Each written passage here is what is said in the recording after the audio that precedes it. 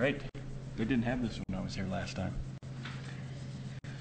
Well, let me make a couple quick comments first. Share with you, I'm not very good at making up fibs. So what I told the team was I thought there were some really good things tonight, and I thought that our level of unselfishness was probably almost a problem with so many interior passes when we probably could have just racked it to the hole. But that's a good problem. I told them that some of my teams at Clemson struggled so much on the perimeter that I said offensively, I have to tell you, we could be a very good shooting team, maybe a really good shooting team.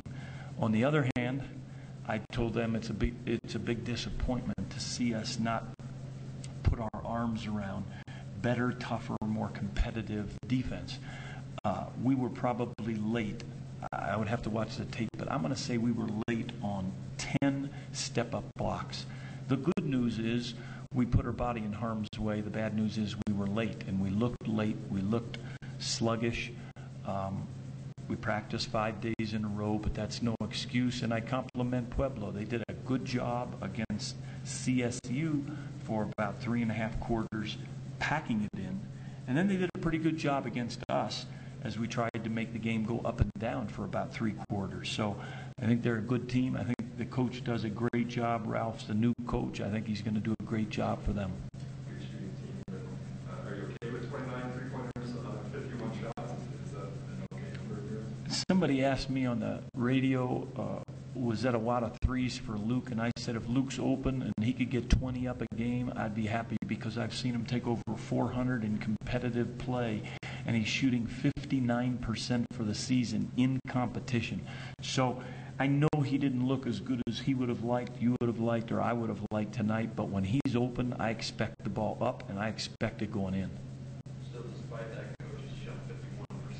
Will please you at least in an exhibition game? You know, offensively, I don't have any problems. A couple of errant passes, embarrassing plays. I call those live turnovers, you know, and a couple loud, you know, where you're telegraphing a pass, you're looking at it, he steals it, and he goes and lays it in or dunks it.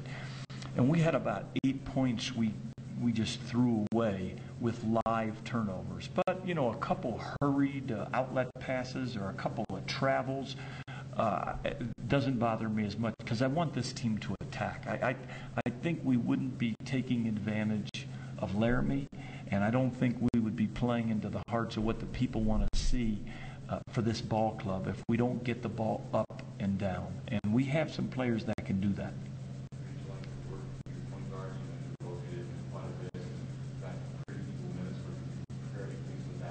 Well, what I was pleased about was that J.D. could play. J.D. has only played 2 days in the last 8.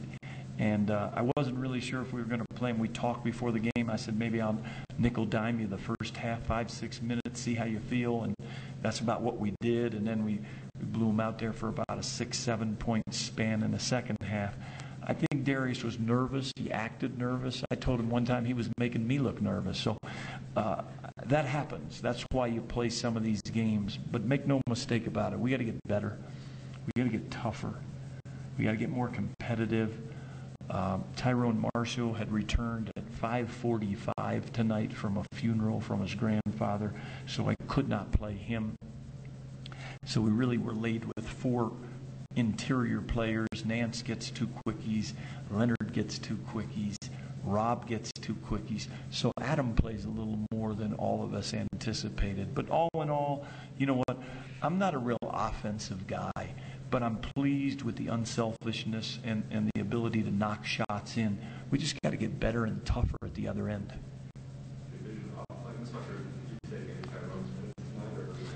No, I think Rob's going to be an active participant. When I was here last time, Justin French started every single game for us as a walk-on, and Rob is going to be a very important player. He's a tough kid. He's a smart kid. He's #1 so far out of 21 practices on our hustle chart. He gives a little bit away in terms of what the good Lord's gifted him with, but he gives you a lot on the floor. Are you worried about a lack of an interior weapon? Obviously, you have Waddell, and he's kind of a little bit limited, and obviously kind of gone. Is that a little bit of a worry at this point? I worry about everything. In '69, I was voted in high school the worst worrier. So that's a problem, and we got to look and see if we want to play behind and trap, or if we want to play on top and give up some lobs here and there. But it is a problem because we really we uniquely have an odd lineup when it comes to size inside. Even Leonard, with as much athleticism, and he can be a game breaker certain nights, but he's only 6'6".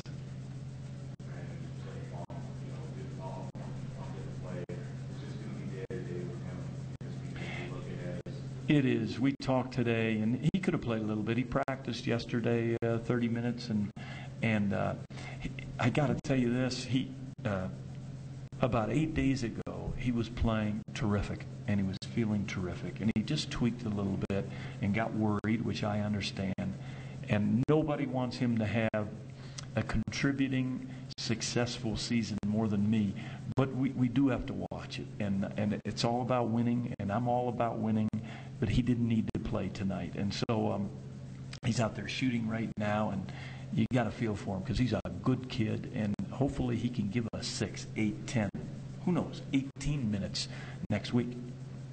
What about Paco's play, Coach? He's all over the place. Paco scored well.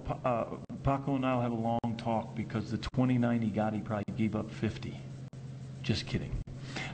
He had a great game on the perimeter. He had some really good interior passes. Paco does a lot of things. He almost plays like we would talk about in the old days, an old man's game. But I do have to tell you that he's got to work at the other end, and we've got to figure out how to use him best because we're going to press. I'm guaranteeing you we're going to press. I don't know if we're going to press every possession. We're going to press. And so we have to know how to use Paco better. And, we're learning at the same time he is.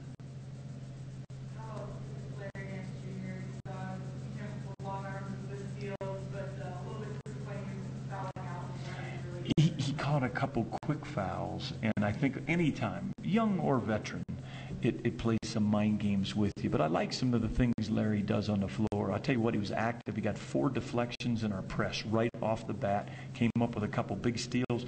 We actually, I think, were down 7, 8 points early, and he was involved in that comeback where we sort of took a 5, 6 point lead. So I liked what he and Grabo and even Shaq Daddy did, for 4 or 5 minutes.